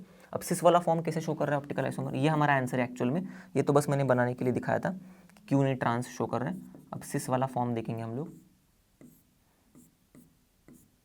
ओके। तो इसमें क्लोरीन को एडजेसेंट पोजीशंस पर लेंगे, इथिलीन डायमीन ऐसे जुड़ेगा, ओके, ये एक प्लेन में, एक ऊपर एक नीचे, ऐसे करके, ओके। और पूरे इसके ऊपर चार्ज कितना दिया है, 2+, तो 2+। अब इसी का देखो मिरर इमेज बनाएंगे हम लोग, प्लैटिनम ऊपर नीचे, तो ये क्लोरीन जो है, अब हम क्या करेंगे, मिरर इमेज बनाते टाइम पे पलटा देंगे इसको, तो बस क्लोरीन इस साइड आ जाएगा, ऊपर का क्लोरीन तो वैसे ही रहेगा, ओके। ये इस साइड चला जाएगा, तो पूरा का पूरा इथिलीन डायमीन का बॉन्ड ये बाजू में आ जाएगा, ओके, ऐसे प्लैटिनम के साथ।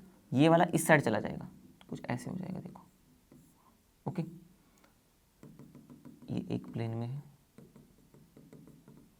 अगर आप देखोगे तो इन दोनों को भी सुपर इम्पोज करोगे तो नहीं हो पाएंगे सुपर इम्पोज एक दूसरे से, non super imposable mirror image है। इसको रोटेट भी करके आप चाहो तो देख सकते हो, इससे भी आपको पता चलेगा कि इसको रोटेट करने के बाद जो स्ट्रक्चर मिलेगा वो इससे आइडेंटिकल नहीं हो सकता, ओके। चलो तो देखते हैं नेक्स्ट वाला कॉम्प्लेक्स जिसके ऑप्टिकल आइसोमर बनाने हमें। तो ये कॉम्प्लेक्स कुछ ऐसा है, देखो फॉर्मेट में M, ओके, X2 ऐसे समझ लो, ये X है, X2 L2, फिर डाइडेंटेट लिगैंड है A, ओके। तो ऐसे कॉम्प्लेक्सेस में होता क्या है कि जो ट्रांस आइसोमर होता है ना, ये ऑप्टिकल आइसोमेरिज्म शो नहीं करता। सिस वाला जो आइसोमर है वो ही ऑप्टिकल आइसोमेरिज्म शो करता है। तो ट्रांस वाला क्यों नहीं करता, वो फटाक से देख लेते एक बार, तो आपका कॉन्सेप्ट पक्का हो जाएगा दिमाग में कि क्यों बाबा ट्रांस वाला ऐसा गड़बड़ कर रहा है। तो देखो ये क्रोमियम है, बीच में ऑक्टाहेड्रल स्ट्रक्चर बनेगा क्योंकि कोऑर्डिनेशन नंबर 6 है। अमोनिया को हम लोग लेंगे ऊपर ऐसे नीचे, तो अपोजिट पोजीशन पर लेंगे। फिर क्लोरीन इस तरफ आ जाएगा और इथिलीन डायमीन का ऐसा कुछ बॉन्ड बन जाएगा। ओके, ये पूरा कॉम्प्लेक्स के ऊपर +1 चार्ज। अब इसी का, ये ट्रांस वाला है, इसी का हम लोग मिरर इमेज देख लेंगे तो क्या होगा। देखो ये जो क्रोमियम है बीच में वैसे ही, अमोनिया के मॉलिक्यूल्स तो वैसे ही पड़े रहेंगे, इनको कुछ नहीं होगा मिरर इमेज में। ये क्लोरीन के मॉलिक्यूल्स इस तरफ आ जाएंगे और ये जो इथिलीन डायमीन है वो उस तरफ चला जाएगा। ओके, अब आप कहोगे कि यार ये तो सुपर इम्पोजिबल कहा है, ये तो नॉन सुपर इम्पोजिबल ही लग रहा है। देखो इथिलीन डायमीन यहाँ पर है, वो यहाँ पर दिखेगा, क्लोरीन तो यहाँ पर है, वो यहाँ पर आ गए, मतलब इस साइड में है तो क्लोरीन इस साइड आ गए, गड़बड़ हो जाएगा। अगर आप रोटेट करोगे ना इसे तो आपको समझ में आ जाएगा कि जो रोटेट करने के बाद हमें मॉलिक्यूल मिलेगा वो डिट्टो इसके जैसे ही होगा। ओके, तो फिर इसीलिए हम लोग को ये ऑप्टिकल आइसोमेरिज्म शो नहीं करता। देखते हैं अब कैसे रोटेट होगा। देखो ये जो हमारा बॉन्ड है, ओके, ये यहाँ आएगा, ओके, और ये जो आगे वाला बॉन्ड है ये आगे चला जाएगा इस साइड। क्यों हम लोग ऐसा कर रहे हैं, क्योंकि हम लोग को ये इथिलीन डायमीन को इस साइड लेके गए तो ऐसा ही स्ट्रक्चर कुछ बनेगा ना, ऐसी कोशिश कर रहे हैं हम लोग कि ऐसा वाला स्ट्रक्चर बन रहा है कि नहीं देखते हैं। तो इसके लिए हम लोग क्या कर रहे हैं, आगे वाले बॉन्ड को आगे लेके जा रहे हैं, पीछे वाले बॉन्ड को उसके पीछे रख रहे हैं। तो टोटल एंगल कितना ट्रैवल करेगा, यहाँ से यहाँ तक तो ये 90 डिग्री है, यहाँ से यहाँ तक फिर 90 डिग्री, तो टोटल 180 डिग्री होगा। ओके, ये भी देखो यहाँ से यहाँ तक आएगा तो 90 डिग्री होगा इसका, यहाँ से यहाँ तक जाएगा। ओके, ये देखो प्लेन है एक, आप गलती से भी इसको बीच में मत समझ लेना, ये प्लेन में एंगल जाएंगे, प्लेन में बॉन्ड घूमेंगे ऐसे। तो ये बॉन्ड यहाँ से यहाँ तक जाएगा तब 90 और यहाँ से यहाँ तक जाएगा तब 90, इसलिए मैंने बोला कि पूरा 180 घूमेगा। ये वाला यहाँ से यहाँ तक आएगा तब 90 और यहाँ से यहाँ तक जाएगा तब वो 90, तो पूरा ये भी 180 घूमेगा। ओके, तो सारे बॉन्ड्स को हम लोग को ऐसी 180 डिग्री घुमा देना है। तो पहले इन दोनों को घुमा दिया, देखो चलो हम लोग ने, ये इथिलीन डायमीन यहाँ पर आ गया। अब देखते हैं क्या हो रहा है, मतलब मज़ेदार चीज़ अब होगा। देखो क्या होगा, ये वाला सबसे आगे चला जाएगा, राइट। तो इसके आगे कौन सा बॉन्ड है, देखो ये वाला जो बॉन्ड है सबसे आगे चला जाएगा यहाँ तक। ओके, फिर इसके आगे कौन सा बॉन्ड है, देखो क्लोरीन वाला बॉन्ड है। चलो, तो इसके आगे क्लोरीन वाला बॉन्ड है, तो हमारे इसके आगे क्या आएगा, यहाँ पर क्लोरीन आ जाएगा, राइट। अब इस क्लोरीन के आगे क्या है, और एक क्लोरीन है, तो चलो इसके आगे भी एक क्लोरीन आ जाएगा। अब इस क्लोरीन के आगे ये क्या है, ये इथिलीन डायमीन वाला बॉन्ड आ रहा है, तो देखो इस क्लोरीन के आगे इथिलीन डायमीन वाला बॉन्ड, ऊपर का चीज़ तो सेम ही रहेगा। देखो अमोनिया, अब ध्यान से देखना हो क्या रहा है, अब आपको समझ में आ जाएगा। ये वाला देख रहे हो आप, सेम है इसके जैसे, अमोनिया दोनों ऊपर नीचे तो वैसे ही है। ये देखो क्लोरीन 2 इस साइड में, यहाँ पर भी 2 क्लोरीन इस साइड में, और इथिलीन डायमीन का मॉलिक्यूल ये साइड, हो गया ना जादू। तो इसीलिए ये ऑप्टिकल आइसोमेरिज्म शो नहीं करेगा। ओके, चलो तो अब आते हैं कि ये सिस वाला क्यों शो करेगा। अभी ट्रांस वाला देखा क्यों नहीं कर रहा था, सिस वाला कैसे करेगा देखते। तो ये हम लोग ने लिया क्रोमियम, ओके, यहाँ पर सिस में दिखाना है हमें, तो अमोनिया को हम लोग ने ऐसे एडजेसेंट पोजीशन पर ले लिया। ओके, फिर बचे क्या, क्लोरीन। तो इथिलीन डायमीन में हमारे पास एक है, तो हम लोग क्या करेंगे, एक इथिलीन डायमीन को ऐसे जोड़ देते हैं और यहाँ पर 2 क्लोरीन ऐसे ले लेंगे। ओके, तो ये सिस वाला हो गया। अब सिस में देखो क्या होगा, इसका मिरर इमेज बनाएंगे तो क्रोमियम ऊपर नीचे ऐसा, अमोनिया। ओके, तो होगा क्या, ये उल्टा इस तरफ जाएगा, तो क्लोरीन इस तरफ, ये वाला भी क्लोरीन उस तरफ। ओके, ये इथिलीन डायमीन इस तरफ, ओके, इस तरफ आ गया। ओके, और ये अमोनिया जो है वो इस तरफ आ जाएगा। अब आप ध्यान से देखोगे तो ये जो 2 आइसोमर्स हैं इन्हें आप रोटेट करके भी देख लो चाहिए तो, जैसे अभी हम लोग ने पिछले वाले ट्रांस वाले को रोटेट करके देखा तो नहीं आया था, इसको भी आप रोटेट करके खुद से देख लो, आपको नहीं मिलेगा। जो रोटेट करने के बाद स्ट्रक्चर है वो इसके जैसा नहीं मिलेगा। अब ये तो ऐसे भी समझ में आ रहा है कि ये नॉन सुपर इम्पोजिबल ही है। ओके, क्योंकि ये वाला इथिलीन डायमीन यहाँ पर जाएगा, ये क्लोरीन जो है वो यहाँ पर दिखेंगे हमें। ओके, पर इसको रोटेट करने के बाद भी आपको जो मॉलिक्यूल मिलेगा वो इसके जैसा नहीं होगा, इसीलिए ये 2 अलग अलग आइसोमरिज्म शो कर रहा है। सिस वाला जो है ये एक ऑप्टिकल आइसोमर है इसका, ओके, और ये दूसरा ऑप्टिकल आइसोमर है। तो यहाँ पर पॉजिटिव चार्ज आ जाएगा। चलो देखते हैं नेक्स्ट सवाल। Draw all the isomers geometrical and optical of. तो अब और मजा आएगा क्योंकि अब हम ज्योमेट्रिकल आइसोमर के भी स्ट्रक्चर बनाने वाले। ओके, तो देखो यहाँ पर डाइडेंटेट लिगैंड वाले हैं, डाइडेंटेट लिगैंड वाला कॉम्प्लेक्स है।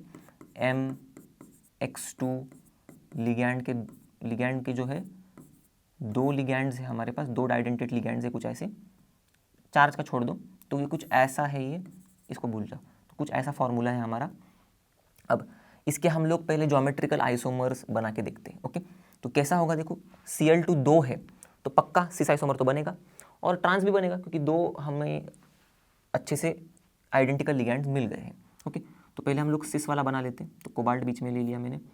ओके, अब इसका जो देखो कोऑर्डिनेशन नंबर 6 होगा कोबाल्ट का, क्योंकि देखो ये डाइडेंटेट है, तो ये 2 है तो 2 साइड्स इसके पास होते अकेले के पास, तो 4 हो जाएगा, और ये 2 तो 6, इसलिए हम लोग ऑक्टाहेड्रन बनाएंगे। ओके, बहुत खुशी खुशी में फटाक से स्क्वायर प्लेनर या फिर स्क्वायर प्लेनर मत बना देना। ओके, अब ये जो क्लोरीन है सिस वाला बनाना है, तो क्लोरीन मैंने यहाँ पर एक लिया, यहाँ पर एक लिया। ओके, और इथिलीन डायमीन जो है ये मैंने ऐसे यहाँ पर एक जोड़ दिया, और ये ऐसे जोड़ दिया यहाँ पर। ओके, तो ये हो गया अपना सिस वाला ज्योमेट्रिकल आइसोमर। ऐसे ही ट्रांस वाला भी बना देंगे। तो ट्रांस में क्लोरीन को ऊपर नीचे ले लेंगे हम लोग। ओके, तो होगा क्या, हम लोग को ये जो 2 इथिलीन डायमीन है हमारे, उसको यहाँ पर लेना पड़ेगा। अब आपको खुद ही समझ में आ जाएगा देखो कि ये जो ट्रांस है ये तो दिखाएगा ही नहीं। Okay, optical isomerism ditto same है, इसका आप मिरर इमेज बनाओगे तो उल्टा ही कर दोगे तो सेम ही दिखेगा एकदम। ओके, अब ये शो करेगा, ये ऑप्टिकल आइसोमर शो करेगा, तो ये सिस था, ये ट्रांस था। अब हम लोग क्या करेंगे, अब हम लोग इसी का ऑप्टिकल आइसोमर यहाँ पर बना देते हैं। ओके, तो कोबाल्ट ऊपर नीचे, यहाँ पर ऑक्टाहेड्रन। ओके, तो उल्टा घुमा रहे तो इथिलीन डायमीन उस तरफ,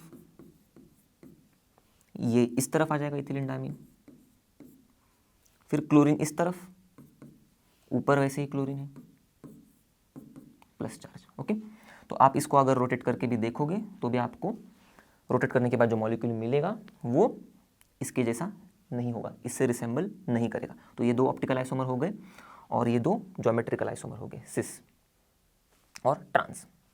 चलो अब देखते हैं नेक्स्ट वाला कॉम्प्लेक्स का ज्योमेट्रिकल आइसोमर बनाते हैं पहले। तो इसका ज्योमेट्रिकल आइसोमर कुछ ऐसा बनेगा, देखो कोबाल्ट लिया हम लोग ने। ओके, सेम 2 यहाँ से डोनर आइटम्स आ गए, और एक इथिलीन डायमीन से 2 मतलब 4 हो गए, 4 और 2 6, तो कोऑर्डिनेशन नंबर 6, तो ऑक्टाहेड्रन ही बनेगा इसका भी। ओके, अब इसमें हम लोग क्या करेंगे, सिस वाला बना रहे हैं पहले, तो यहाँ पर अमोनिया, यहाँ पर क्लोरीन ले लेते, यहाँ पर इथिलीन डायमीन ऐसे ऐसे जुड़ेगा। ओके, एक दूसरे के साथ, तो ये सिस बन गया। अब ट्रांस के लिए इथिलीन डायमीन को ऐसे अपोजिट लगा दो।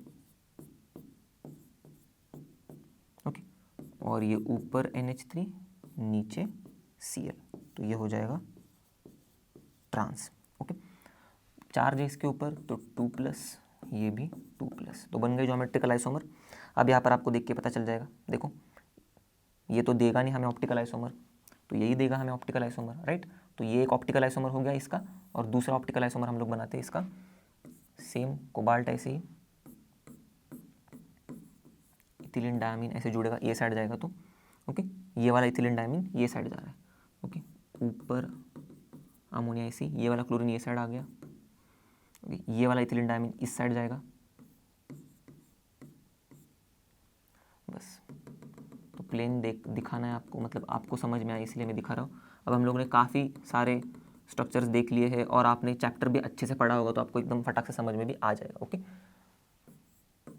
तो इस केस में इसको भी आप रोटेट करके देख लो, फिर भी आपको जो रोटेट करने के बाद मॉलिक्यूल मिलेगा वो इससे रिजेंबल नहीं करेगा। ऐसे भी आपको दिख रहा है कि इथिलीन डायमीन यहाँ पर जा रहा है, तो ये सुपर इम्पोज तो नहीं कर रहा है, पर रोटेट करके भी देखोगे तो भी आपको नहीं मिलेगा। ओके, सेम स्ट्रक्चर वाला मॉलिक्यूल।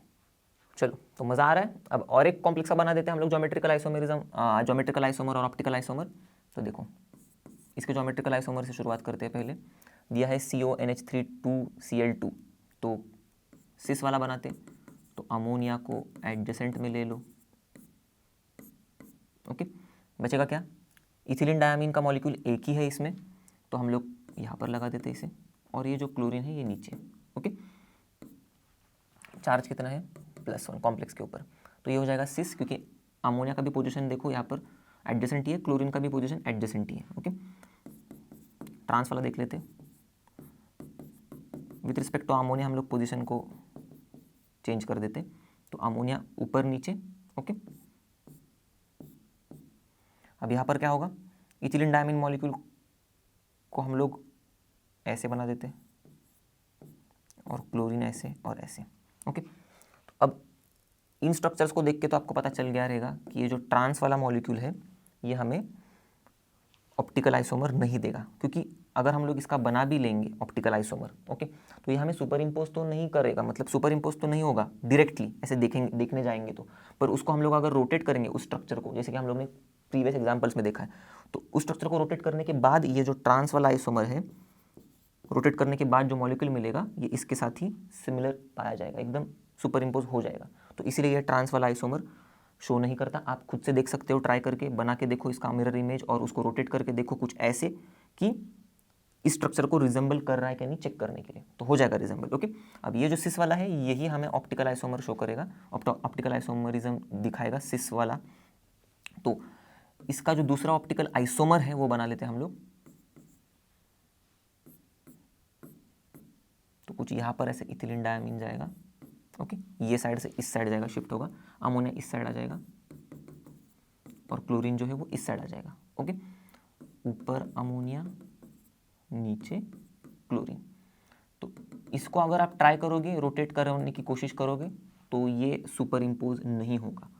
ओके, आप ट्राई करके देख सकते हो, आपको समझ में आ जाएगा। चलो तो देखते हैं नेक्स्ट सवाल।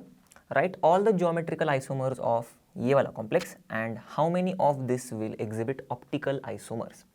तो पहले ये वाला कॉम्प्लेक्स देख लेते, तो प्लैटिनम, अमोनिया, ब्रोमीन, क्लोरीन, ये क्या नया आ गया है PY, ये क्या होता है। ओके, तो ये होता है पिरिडीन, आपने पढ़ाई होगा ऑर्गेनिक में एकदम, C5H5N होता है ये, इसका कुछ स्ट्रक्चर ऐसे होगा। ओके, ये डबल बॉन्ड ऐसे, और नाइट्रोजन के ऊपर लोन पेयर होता है, इसीलिए ये लिगैंड की तरह एक्ट कर रहा है। ओके, तो यहाँ पर ये प्लैटिनम के साथ कोऑर्डिनेट बॉन्ड बना रहा है। ओके, तो ये स्ट्रक्चर है, पर बेसिक सा चीज़ है कि देखो ये मेटल है, ABCD चारों भी लिगैंड अलग अलग है। हम लोग ने पढ़ा है कि ऐसा अगर कोई कॉम्प्लेक्स हो, ओके, तो ये तो स्क्वायर प्लेनर कॉम्प्लेक्स है, प्लैटिनम यहाँ पर स्क्वायर प्लेनर कॉम्प्लेक्स बना रहा है, तो ऐसे कॉम्प्लेक्सेस में हमें आइसोमेरिज्म जो दिख रहा है, ज्योमेट्रिकल आइसोमेरिज्म। ओके, तो ये 3 ज्योमेट्रिकल आइसोमर शो करता है, 2 सिस होते हैं, 1 ट्रांस होते हैं। चैप्टर में भी हम लोग ने ऐसा टाइप का एग्जाम्पल देख लिया, फिर भी हम लोग यहाँ पर बना रहे हैं, देखो एकदम। तो प्लैटिनम, तो करना क्या है, देखो इसमें स्क्वायर प्लेनर है, तो किसी एक लिगैंड को जो आपको अच्छा लगा, प्यारा लगा, उसको ले लो। मैंने अमोनिया को ले लिया, चलो मुझे ये अच्छा लग रहा है, और इसके रिस्पेक्ट में बाकी के लिगैंड्स की पोजीशन हम लोग बनाएंगे। ओके, तो कुछ ऐसे बनेगा। ओके, यहाँ पर मैं बना देता हूँ। तो पहले मैंने क्या किया, अमोनिया का पोजीशन, मतलब अमोनिया और ब्रोमीन को अपोजिट रख दिया। ओके, फिर मैंने क्या किया, अमोनिया और क्लोरीन को रख दिया अपोजिट, और अमोनिया और पिरिडीन को अपोजिट रख दिया। ओके, यहाँ पर अमोनिया निकाल जाता है। हाँ, अब बचा क्या, अमोनिया ब्रोमीन हो गया। अब मुझे जैसे चाहिए वैसे मैं लगा सकता हूँ, अमोनिया ब्रोमीन हो गया, क्लोरीन पिरिडीन, यहाँ पर क्लोरीन लगा दिया, यहाँ पर पिरिडीन लगा दिया। अमोनिया क्लोरीन हो गया, तो ब्रोमीन और पिरिडीन, तो देखो यहाँ पर मैंने ब्रोमीन लगा दिया, यहाँ पर पिरिडीन लगा दिया, और अमोनिया पिरिडीन है तो ब्रोमीन क्लोरीन बचे, तो मैं ब्रोमीन को यहाँ पर लगा रहा हूँ, क्लोरीन को यहाँ पर लगा रहा हूँ। ओके, ये अलग अलग है। अब ध्यान से देखना, ये अमोनिया का जो पोजीशन है पिरिडीन के साथ, अगर हम लोग इसको देखेंगे, अगर इसको और इसको हम लोग सिस मान रहे, ओके, एडजेसेंट पोजीशन में मान रहे, तो इस सिस के हिसाब से ये दोनों एक ही साइड पे आ रहे हैं, देखो, तो कुछ ये सिस आइसोमर बना रहे दोनों भी। ओके, तो 2 सिस आइसोमर बन रहे, और यहाँ पर देखो ये अमोनिया पिरिडीन के साथ जादू ही हो गया, देखो ट्रांस में है, तो इसीलिए ये ट्रांस आइसोमर बना रहे। तो 3 ज्योमेट्रिकल आइसोमर बनेंगे, और ऑप्टिकल आइसोमर्स इसके एक भी नहीं बनेगा, क्योंकि हमने पढ़ा है ऑप्टिकल आइसोमेरिज्म वो ही कंपाउंड शो करेंगे जिनमें प्लेन ऑफ सिमेट्री नहीं होगा, और इनमें एकदम मस्त हॉरिजॉन्टल प्लेन ऑफ सिमेट्री है, तो ये ऑप्टिकल आइसोमर बिल्कुल शो नहीं करेंगे। ओके, चलो तो देखते हैं इस वीडियो का लास्ट सवाल। aqueous copper sulfate solution blue in color gives 1 a green PPT with aqueous potassium fluoride and to a bright green solution with aqueous potassium chloride. Explain these experimental results. Okay तो चलो explain करते। तो सबसे पहले ये जो aqueous copper sulphate solution है इसको ब्लू कलर क्यों है वो थोड़ा समझ लेते हैं। देखो कॉपर सल्फेट पानी में है, ओके, एक्वियस, तो ये 2+ में एग्जिस्ट कर रहा है, ये SO4 2- में एग्जिस्ट कर रहा है, और हमें पता है पानी में है मतलब वाटर भी है, तो ये लिगैंड की तरह बिहेव करेगा। Cu2+ के Cu2+ आयन के साथ हाई हेलो बोलने जाएगा, कोऑर्डिनेट बॉन्ड बना देगा और फिर ऐसा कुछ कॉम्प्लेक्स बना देगा CuH2O4 2+। अब ये कॉम्प्लेक्स जो है हमें दिख रहा है वाटर लिगैंड हमारा, इसके डी ऑर्बिटल्स जो होंगे जो डीजेनरेट होंगे इनको ये क्या करेगा, डीजेनरेट जो है एक एनर्जी में है उनके एनर्जी को अलग अलग कर देगा, मतलब स्प्लिट कर देगा डी ऑर्बिटल्स को, ओके, तो इनकी डीजेनरेसी खत्म हो जाएगी डी ऑर्बिटल्स की, और क्या होगा फिर डी ट्रांजिशन होगा। इस डी ट्रांजिशन की वजह से ये जो कॉम्प्लेक्स हमारा बन रहा है ये ब्लू कलर शो करेगा, और ये कॉम्प्लेक्स पानी में है इसीलिए वो जो सॉल्यूशन है हम लोग का उसका कलर ब्लू है, ओके। तो यहाँ तक कहानी समझ में आ गई। अब इस ब्लू कलर का क्या हो रहा है, ग्रीन पीपीटी बन रहा है, क्यों? क्योंकि ये जब पोटेशियम फ्लोराइड आएगा तो ये हमारा कहानी का विलन ही है समझ लो। इसमें ये जो फ्लोराइड है देखो ये एक लिगैंड है और ये वाटर को रिप्लेस कर देता है, तो अदला बदली का गेम खेलते रहते हैं ये लोग। तो ऐसे ही ये वाटर को रिप्लेस करेगा ये लिगैंड एक्सचेंज रिएक्शन में, इस लिगैंड एक्सचेंज रिएक्शन में, और वाटर को रिप्लेस करके क्या करेगा, कुछ ऐसा कॉम्प्लेक्स बना देगा CuF4 2-। चार्जेस बैलेंस कर दोगे आप तो इसके ऊपर +2 ही है, यहाँ पर +2 था तो यहाँ पर भी +2 ही है, -4 तो कॉम्प्लेक्स के ऊपर -2 आ जाएगा, ओके। और पानी तो निकल ही रहा है, 4 वाटर मॉलिक्यूल्स को ये 4 फ्लोराइड आयंस बोलेंगे कि भाई चलो तुम लोग अभी टाटा बाय बाय बोल दो कॉपर को और निकल जाओ। तो ऐसे करके ये कॉम्प्लेक्स बना देगा, और ये कॉम्प्लेक्स का जो कलर है ये ग्रीन है, ओके। तो ये कॉम्प्लेक्स बन रहा है इसीलिए हमें ग्रीन प्रेसिपिटेट मिल रहा है, ओके। अब वैसी सेम कहानी KCl के साथ भी होगी, तो KCl का जो क्लोरीन है वो रिप्लेस करेगा वाटर मॉलिक्यूल्स को, ओके। सेम ऐसी देखो यहाँ पर, तो 4 क्लोराइड गए, 4 वाटर मॉलिक्यूल्स को बाहर निकाल दिया, ऐसा कॉम्प्लेक्स बना दिया, और ये जो कॉम्प्लेक्स बन रहा है CuCl4 2-, ओके, ये कॉम्प्लेक्स का कलर ब्राइट ग्रीन है, इसलिए हमें ब्राइट ग्रीन सॉल्यूशन मिल रहा है। तो इसी के साथ हम लोग इस वीडियो के एंड तक आ गए हैं, और आई होप आपको बहुत अच्छे से समझ में आए होंगे हम लोग ने जो भी सवाल इस वीडियो में सॉल्व किए हैं। और जैसे कि आप सभी को पता है लर्नओव मतलब फ्री है पर बेस्ट है, तो इसके बाद वाले सवाल हम लोग करेंगे नेक्स्ट वीडियो में। तब तक के लिए bye bye and have a great day.